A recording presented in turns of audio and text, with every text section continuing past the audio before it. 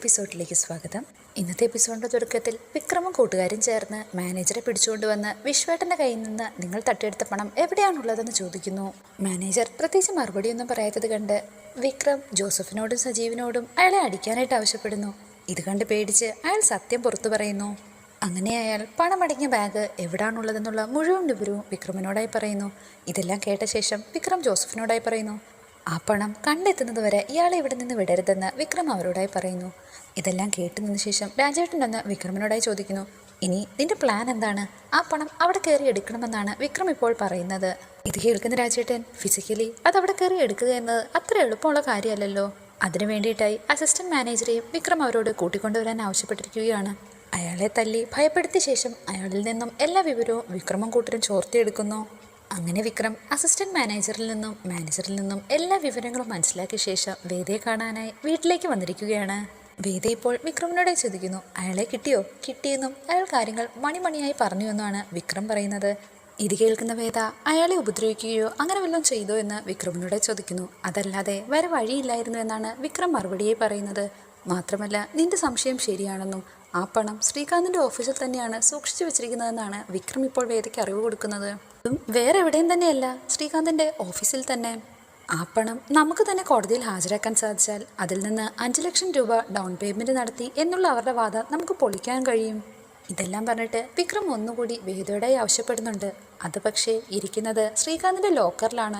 അത് തുറക്കാനായിട്ട് നിന്റെ സഹായം വേണം. അതിനാണ് എന്റെ സഹായം നിങ്ങൾ ചോദിക്കുന്നതെന്ന് പറയുമ്പോൾ അത് തുറന്നാൽ മാത്രമല്ലേ അതിനകത്ത് പണമുണ്ടോ എന്ന് നമുക്ക് ഉറപ്പിക്കാൻ കഴിയൂ. ഇതിനുള്ള മറുപടി വേദ, അത് തന്നെയാണ് ഞാൻ ചോദിക്കുന്നത്. എനിക്കറിയാവുന്ന നമ്പർ ഞാൻ വീണ്ടും എന്തിനെ കണ്ടെത്തി തരണം? ആ ലോക്കറിന്റെ നമ്പർ എനിക്കറിയാമെന്ന് വേദ വിക്രമിനോടായി പറയുന്നു.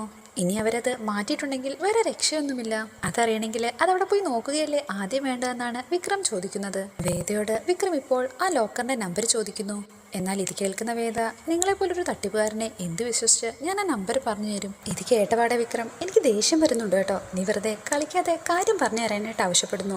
വേദ തുടരുകയാണ്, കാര്യം ഞാൻ ശ്രീയേട്ടന് എതിരൊക്കെ തന്നെയാണ്. വിശ്വേട്ടനെ പുറത്തു കൊണ്ടുവരികയും വേണം എന്ന് വെച്ച് ലോക്കറിന്റെ നമ്പരൊന്നും അങ്ങനെ പറഞ്ഞു തരാനായിട്ട് പറ്റത്തില്ല. ഇത് കേൾക്കുന്ന വിക്രം ദേഷ്യത്തോടെ, എടി ഞാൻ നിന്റെ വീട് സ്ഥാപനമൊന്നും അല്ലെങ്കിലും കൊള്ളയടിക്കാൻ പോകുന്നില്ല. ഇതിന് മറുപടിയായി വേദ, ഒരു പക്ഷേ നിങ്ങൾ അങ്ങനൊന്നും ചെയ്യില്ലായിരിക്കും, എന്നാലും ഞാനതൊക്കെ ശ്രദ്ധിക്കുന്നത് നല്ലതല്ലേ?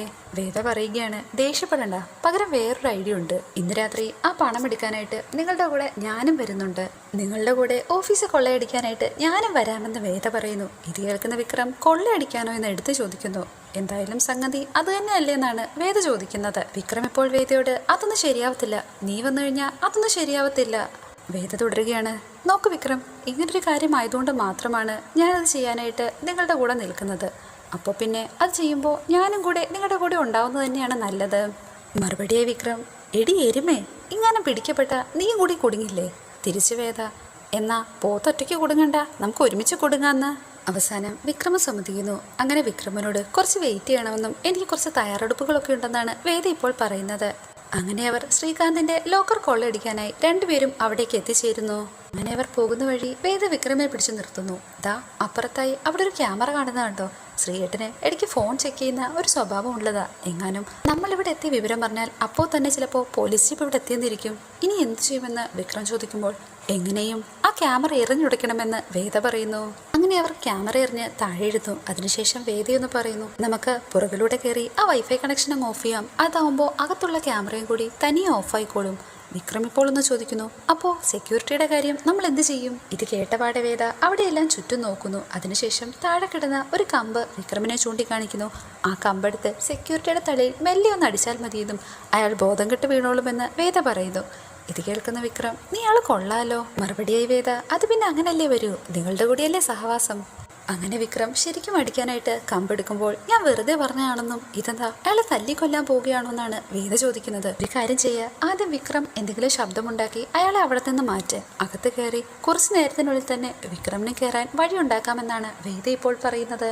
വിക്രമാകട്ടെ പെട്ടെന്നുള്ള ആവേശത്തിൽ വാച്ച്മാൻ അവിടുന്ന് എഴുന്നേറ്റപ്പോൾ തന്നെ അയാളുടെ തലയ്ക്ക് പിന്നിലടിക്കുന്നു. അങ്ങനെ അയാൾ ബോധം കെട്ട് താഴെ വീഴുന്നു. അതിനുശേഷം വിക്രം ഓഫീസിലേക്ക് കയറാൻ തുടങ്ങുമ്പോൾ വിക്രമിനെ പിടിച്ചു നിർത്തി മാസ്കും ഗ്ലൗസും എല്ലാം വേദ കൊടുക്കുന്നുണ്ട്. ഇത് കാണുന്ന വിക്രം നിനക്ക് മുമ്പ് ഇത് തന്നെയായിരുന്നു പണിയെന്ന് കളിയാക്കാനായി ചോദിക്കുന്നു. വേറൊന്നും കൊണ്ടല്ല, ഇനി ഇതിന്റെ പേരിൽ നിങ്ങൾ അകത്ത് പോകണ്ട എന്ന് കരുതിയിട്ടാണെന്നാണ് വേദ ഇപ്പോൾ മറുപടി പറയുന്നത്. അതിനുശേഷം അകത്ത് കയറിയ ഉടൻ തന്നെ മുഖം മറയ്ക്കാനുള്ള മാസ്കും വേദ വിക്രമിന് കൊടുക്കുന്നു. അങ്ങനെ അവർ ലോക്കർ ഇരിക്കുന്ന ഭാഗത്തേക്ക് എത്തിച്ചേരുന്നു. വളരെ പണിപ്പെട്ട് തന്നെ വിക്രമും വേദയും കൂടി ആ ലോക്കർ ഓപ്പൺ ചെയ്യുന്നു. എന്നാൽ അതിനകത്ത് അവർ പ്രതീക്ഷിച്ച പോലെ പണം കാണുന്നില്ല. അതിനുശേഷം അവർ അവിടെ എല്ലാം തിരയുകയാണ്. അങ്ങനെ അവിടെ ഇരുന്ന ഓരോ അലമാരികളായി മാറി മാറി തുറന്നു നോക്കുമ്പോൾ അവസാനം അവർ ആ പണമടങ്ങിയ ബാഗ് കണ്ടെത്തുന്നു. പിറ്റേ ദിവസം കോർട്ട് പ്രൊസീഡിങ്സ് തുടങ്ങുമ്പോൾ വേദ തൻ്റെ വാദം ഒന്നുകൂടി ഊട്ടി ഉറപ്പിക്കുകയാണ്. ഞാൻ മുമ്പ് പറഞ്ഞ പോലെ തന്നെ ശ്രീകാന്ത് എന്ന വ്യക്തി എൻ്റെ കക്ഷിയായ വിശ്വനാഥനെ ഇതിൽ മനഃപൂർവ്വം പെടുത്തിയതാണെന്ന് വേദ ആവർത്തിക്കുന്നു. അക്കാര്യം ഞാനിവിടെ തെളിവ് സഹിതം ബോധിപ്പിക്കുന്നതിന് മുമ്പായി ഒരാളെ കൂടി ക്രോസ് ചെയ്യാനായിട്ട് കോടതി അനുവാദം തരണമെന്ന് വേദ അപേക്ഷിക്കുന്നു. ശ്രീകാന്തിനെയായിരുന്നു വേദയ്ക്ക് ക്രോസ് ചെയ്യാനായിട്ട് ആവശ്യപ്പെട്ടത്. വേദ ഇപ്പോൾ ജഡ്ജിയോടായി പറയുന്നു, ഇവർ പറയുന്ന പോലെ ആ പണമടങ്ങിയ ബാഗ് ഇതുവരെയും പോലീസിന് കണ്ടെത്താൻ സാധിച്ചിട്ടില്ല. അപ്പോൾ ഈയൊരു വാദം നിലനിൽക്കുന്നതല്ല. ഇത് കേൾക്കുന്ന എതിർകക്ഷി വക്കീല് മറ്റൊന്നാണ് പറയുന്നത്. കക്ഷിയുടെ സഹോദരൻ രാഷ്ട്രീയത്തിലൊക്കെ ഭയങ്കര പിടിപാടുള്ള ആളായതുകൊണ്ട് ആ പണം മനഃപൂർവ്വം ഒളിച്ചു വെച്ചതാണെന്നാണ് എതിർകക്ഷി വക്കീലിൻ്റെ വാദം. ഇത് കേട്ടപാടെ വേദ, എങ്കിലത് തെളിയുന്നത് വരെ പ്രതിക്ക് ജാമ്യം അനുവദിക്കാമല്ലോ. പിന്നെ എന്തിനാണ് എതിർകക്ഷി വക്കീല് അത് ഒപ്പോസ് ചെയ്യുന്നത്? ഇതിനുള്ള മറുപടിയായി എതിർകക്ഷി വക്കീല് ഇങ്ങനെ പറയുന്നു, ഇത്രയും വലിയൊരു തുക മോഷ്ടിച്ചു എന്ന ആരോപണത്തിൽ പിടിക്കപ്പെട്ട ഇയാളെ ഒരിക്കലും പുറത്തുവിടാൻ അനുവാദം കൊടുക്കരുത്. ഇപ്പോൾ ജാമ്യം അനുവദിച്ചാൽ അത് പ്രതിക്ക് തെളിവുകൾ നശിപ്പിക്കാനായിട്ടുള്ളൊരു അവസരമായി തീരും.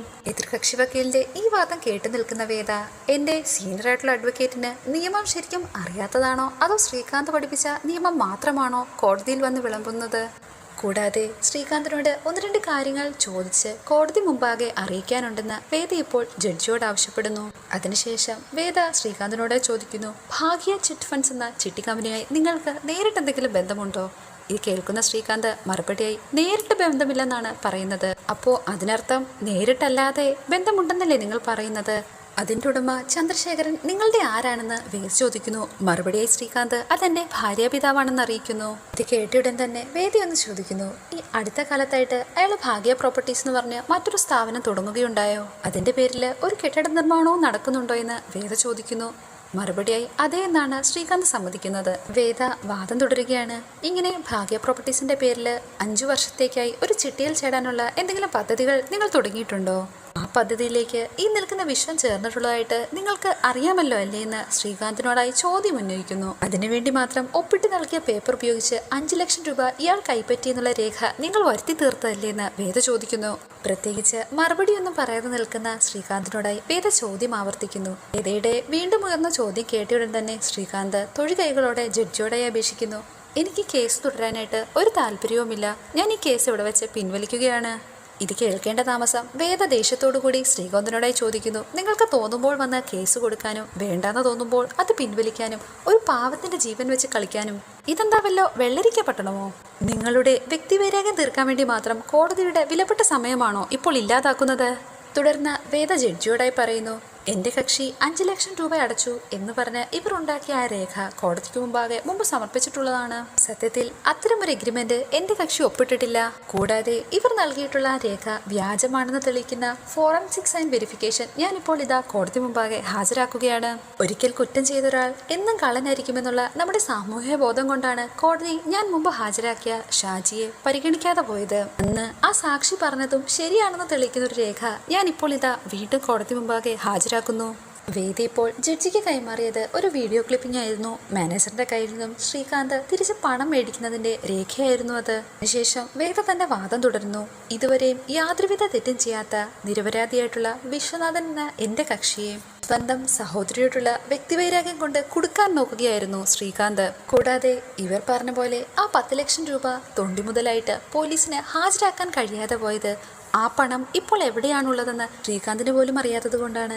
എന്നാൽ ആ പണം ഇപ്പോഴും അദ്ദേഹത്തിന്റെ സ്റ്റോർ റൂമിൽ തന്നെ ഇരിപ്പുണ്ടെന്ന് ഞാനിപ്പോൾ കോടതി മുമ്പാകെ അറിയിക്കുന്നുവെന്ന് വേദ പറയുന്നു. ഇതെല്ലാം കേട്ട ശേഷം ശ്രീകാന്ത് കൂപ്പുകൈകളോടെ ജഡ്ജിയോടായെന്ന് പറയുന്നു, ദയവ് ചെയ്ത് എന്നെ ഈ കേസ് പിൻവലിക്കാനായി അനുവദിക്കണം. ഇത് കേട്ടപാടെ ശ്രീകാന്തിനോട് ദേഷ്യപ്പെടുകയാണ് ജഡ്ജി. നാട്ടിലെ പോലീസിനെയും കോടതിയെയും പറ്റി നിങ്ങൾ എന്താ വിചാരിച്ചിട്ടുള്ളത്? ഒരു ന്യായാധിപന്റെ മകനല്ലേ നിങ്ങൾ? പ്രതിയുടെ സൽപ്പേരിനും നീതിബോധത്തിനും കളങ്കം വരുന്ന രീതിയിൽ ഇങ്ങനെയൊക്കെയാണ് നിങ്ങൾ പെരുമാറേണ്ടത്. കോടതിയിൽ സത്യവിരുദ്ധമായിട്ടുള്ള പ്രസ്താവന നടത്തിയാലുള്ള ശിക്ഷ എന്താണെന്ന് നിങ്ങൾക്കറിയാമോ? അതിനുശേഷം വിശ്വനാഥനോടായി ജഡ്ജി ഒന്ന് ചോദിക്കുന്നു, നിങ്ങൾക്ക് ഇയാൾക്കെതിരെ എന്തെങ്കിലും പരാതി ഉണ്ടെന്ന് ഇപ്പോൾ തന്നെ അറിയിക്കുകയാണെങ്കിൽ കോടതി ഇവിടെ വെച്ച് തന്നെ നിയമ നടപടികൾ എടുക്കും. ഇത് കേട്ടപാടെ ഭയന്ന് വിറച്ചു നിൽക്കുകയാണ് ശ്രീകാന്ത്. ഇതോടുകൂടി ഇന്നത്തെ എപ്പിസോഡ് ഇവിടെ അവസാനിച്ചിരിക്കുന്നു. Please like, share and subscribe.